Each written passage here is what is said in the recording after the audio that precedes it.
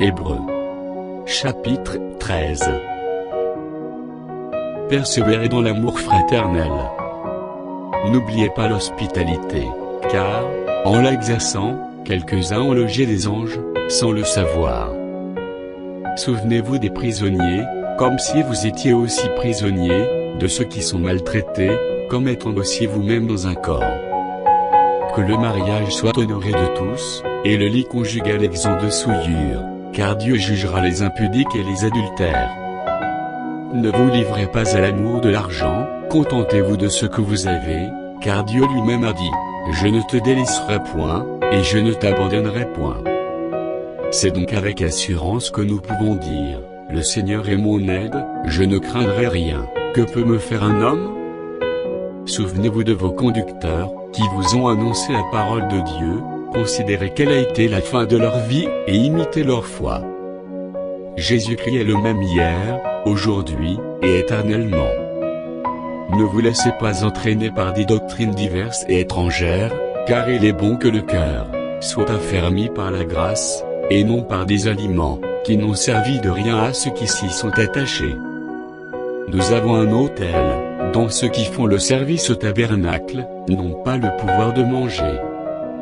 Les corps des animaux, dont le sang est porté dans le sanctuaire, par le souverain sacrificateur pour le péché, sont brûlés hors du camp.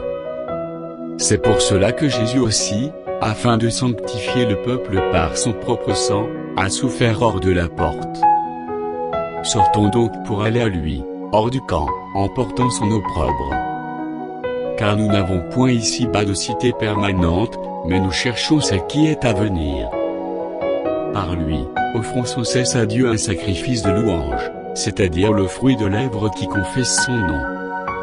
Et n'oubliez pas la bienfaisance, et la libéralité, car c'est à de tels sacrifices que Dieu prend plaisir.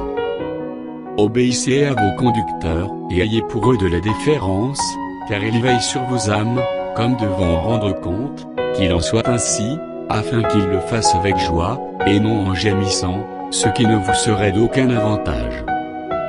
Priez pour nous, car nous croyons avoir une bonne conscience, voulant en toutes choses nous bien conduire. C'est avec instance que je vous demande de le faire, afin que je vous sois rendu plus tôt. Que le Dieu de paix, qui a ramené d'entre les morts le grand pasteur des brebis, par le sang d'une alliance éternelle, notre Seigneur Jésus, vous rende capable de toute bonne œuvre, pour l'accomplissement de sa volonté, et façons-vous ce qui lui est agréable, par Jésus-Christ, auquel soit la gloire au siècle des siècles. Amen.